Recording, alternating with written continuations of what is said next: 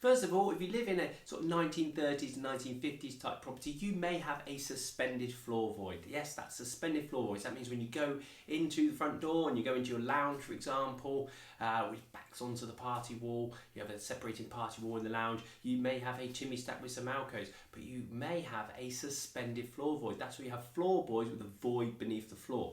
Now, this is a key area that has to be soundproof. This is an area where we often find holes in the structure. So you see a lot of my videos where I'm going my arm through to next door. If you think how old the property is, say a 1930s property, that's nearly 100 years of people walking up and down on the floorboards, walking up and down on those joists, especially if they go into the party wall. That's going to dislodge bricks. Okay, that's going to create those holes in the structure.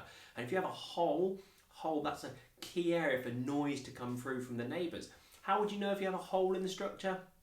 Well, if you can make out words, clear conversation, maybe a TV presenter's voice coming through from the neighbour's TV, or kids screeching, kids laughing, that sort of high frequency noise coming through, then that will be a key example of having a hole in the structure, because that high frequency doesn't come through bricks and mortar, it only comes through holes in the structure.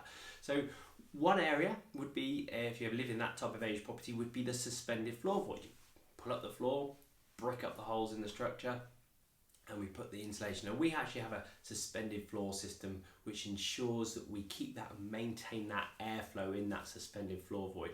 It's absolutely key to install the sound insulation, which actually barriers and stops the noise from the neighbours in that section of the party wall down there, but also maintains that airflow, which might involve us putting a few more air bricks in the front or the back of the property. I hope that little video has helped. If you want more information, go to quietco.uk and download the free guide and book yourself a free noise diagnosis call.